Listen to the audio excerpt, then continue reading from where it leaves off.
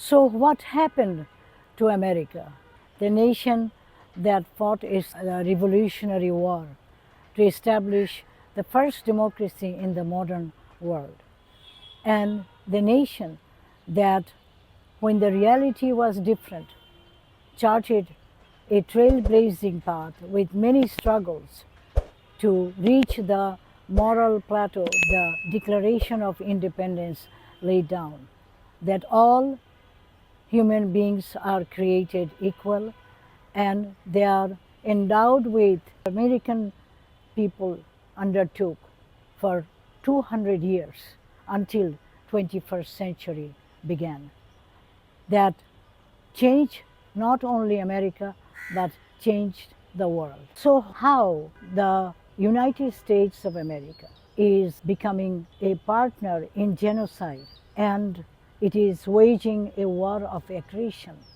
in which thousands of innocent people, civilians, have been killed. And at whim, the Trump administration is taking these decisions. And Joe Biden, the previous administration, was a Democratic Party's leader, was no different. He was also a partner in the genocide in Palestine. So how come the America came to this bottom of this pit? This is what the American people perhaps do not know. All the factors and forces that brought America to this level today. At the height of the Cold War in 1956, an iconic scholar, C. Wright Mills, a Columbia professor, wrote a masterpiece book. It's called The Power Elite. And he said that the first time he exposed the inner working of the predatory forces in America at that time. The top people of military, the top people of Wall Street, and the corrupt politicians, he said, have interwoven interest, and they collude with each other to consolidate their collective influence and influence it on the government, so the government becomes their servant and their puppet, and not in sabotaging American public's interest. So he wrote this book. It's called The Power Elite. That was a bestseller book in 1956. But he could not fathom that in 1956 he could not fathom there would be another predatory force that will be coming in existence after the 1967 Middle East War. In 1967, with the help of America's massive military aid, Israel defeated all its Arab neighbors. First time, because before that, American administrations refused this massive aid to Israel and demanded that Israel live in peace with its neighbors and take back the refugees, 750,000 Palestinian refugees it has driven out of their homes and homeland to take back, and that Israel lives in peace with its Arab neighbors. It's the Johnson administration, after the assassination of Kennedy, President Kennedy, that Johnson administration granted the massive aid Israel wanted. That created a seismic change, not only in America, but in the Middle East. Countless Jews who were not Zionists and supporter of Israel became supporter of Israel and became Zionists overnight after the 1967 Middle East war victory of Israel. And they poured money, effort, and created one of the most powerful lobby in America that ever existed. It established stranglehold on the US government. That first time in America's history, American government became a puppet of a foreign power.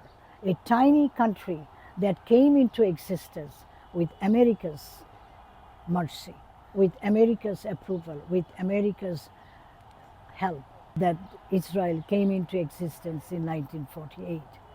That country, that state, a tiny state of 9 million people, started dictating America. So, how did this happen? This is a question, important question today, and of bewilderment that America is the most powerful country in the world, and that became a puppet of a tiny state. It's paradoxical, but it happened. It has been happening, and as time increased, that America became increasingly a puppet of the of Israel. So that is the evil today. All these policies, all these things that we are seeing is not only the military elites, not only the business elites that cooperated with Israel because the pro-Israel lobby became most powerful. For mutual interest, they collude with each other, and together they became enormously powerful, almost invincible. What did they do to America? America has been a pluralistic and open society. They have taken 4 or 5 powerful projects, and there were 4 or 5 episodes they created. First, they thought they have to capture the American media because American media is the pillar of democracy and it is informing the public. This needs to be captured. So 1996 Telecommunication Act was passed after intense lobbying of these groups. 1996 also, Benjamin Netanyahu and his extremist Likud party came into power in Israel. It's a coincidence, perhaps, perhaps not, but the lobby has been to capture the media for some time. So 1996 Telecommunication Act gave the ownership, removed the healthy rules and regulations that America had to protect its vital pillar of democracy, the media, its integrity and its vitality. Those healthy rules and regulations were all removed, and the ownership was handed to a few wealthy, extremely wealthy, pro Israeli, pro military industrial complex elites. Media, American media, there were 150 different organizations and networks and outlets. Those were all kept swallowed by 6 mega corporations, all owned by few oligarchs, billionaires in America. American media became a hostage. Next, the campaign finance, American campaign finance. So in 2010, the Supreme Court, under a lot of pressures and a lot of persuasion by very famous law firms, reputable law firms that were highly paid by the oligarchs and pro-Israeli groups, that the corporations should be allowed to give them contribute in campaign limitlessly. There should not be any limit on ground that limiting would be a violation of the Fourth Amendment, the freedom of speech. They somehow translated and convinced the Supreme Court that the restriction of funding from the corporations that used to exist for in campaign finance, that is a violation of free speech. So Supreme Court agreed, and the floodgate is open for corporations to contribute in the campaign elections as much money as they want. So the candidates, the representatives, and eventually the American democracy became hostage to big money. That's then the third one, the third project is that the predatory forces, the top people of military industrial complex, top people of Wall Street, and corrupt politicians and pro-Israeli lobby, they felt that the core national value that America has gained through many struggles is their biggest hurdle, biggest enemy. That has to be removed. The nation has to be divided to rule. So after 9/11, and it started before 9/11, it started late 1990s, a propaganda, massive propaganda, using media as their mouthpiece, massive propaganda to really cultivate, promote um, Islamophobia, xenophobia, and all kinds of racism, white supremacism, supremacist ideology, Christian ideology, and Christian right ideology, and Christian Zionist ideology. All these were bombarded and propagated not only by the American media, but also special networks, religious networks, and special interest networks. So, in by 2010 or 15, the nation became, they were successful, polarized, and divided.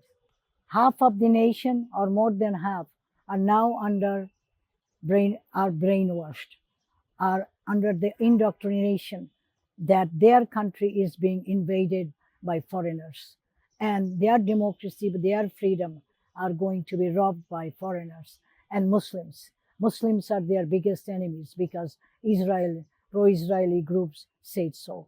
And then they also promoted white supremacist ideology to really cut down immigrations and all that. So this divide and rule became successful. Now the predatory elites are in control of America. Now they could elect a, a spineless, gutless, or a, a really immoral leaders like Joe Biden or Donald Trump, who has no moral values, no moral compass, no experience, no idea, no wisdom, and no knowledge about history, and even American history, even how American became great. What are the important things? What are the national values? These people have no idea. They became biggest puppet of Israel.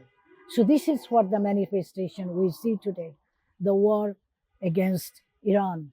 Iran has never been a threat to the United States. In fact, since 2003, after America invaded Iraq, Iran gave a comprehensive peace proposal of cooperation to America, to the United States. America wanted to be Iran wanted to be America's ally, but that was completely hidden from the American public and it was ditched.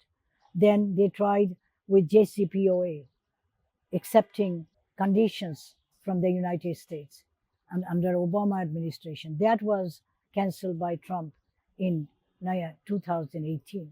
So there are a lot of peace efforts that they tried, Iran tried, but it was destroyed, he kept hidden and sabotaged by Israel and pro-Israeli groups in the United States. And America invaded Iran, and it's 100 experts, international law, experts of international law declared that this is a war of aggression.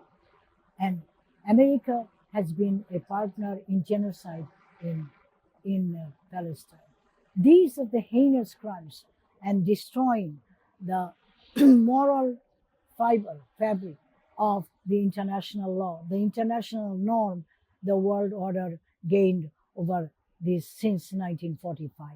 That since America was the founder, the architect of the new world order, and America is the destroyer of the world order now. Now, only American people can change. American people can change Washington, as they did in early 1970s. What happened? What happened is that during the Cold War, that American people, after 60,000 Americans got killed in Vietnam, they came to the street and demanding their government change the reckless military militarism and dangerous nuclear arms race with the Soviet Union. And Washington changed. Washington made a U-turn in the China policy. The visionary China policy took place in the early 1970s and 80s, and detente of diplomacy of detente took place in the 80s. That brought the Cold War to an end, and a wave of diplomacy and trade and constructive engagement swept the world, because the America and China and America and Soviet Union became partners in the world and not adversaries, with through constructive engagements and trade and diplomacy. And that happened because American people demanded that. Today, American people can again demand that and change and save the world from this dangerous escalation and dangerous economic collapse that are about to take place in the world. Countless people are going to suffer, and America has lost its moral voice, its leadership in the world, and is becoming isolated in the world. This can be stopped. America can be regained only by American people taking charge. And the best and the brightest should come to Washington as representatives of American people and change Congress, change the Capitol Hill, change White House, and change American government, and reclaim their greatness and reclaim their contributions, that enormous contributions they made to humanity once, and that they can do it again and regain their leadership in the world, their moral voice in the world. That only by that effective and really dedicated, courageous young generation leaders coming to Washington and by being representatives of people and change American policy and change American government, the world will change.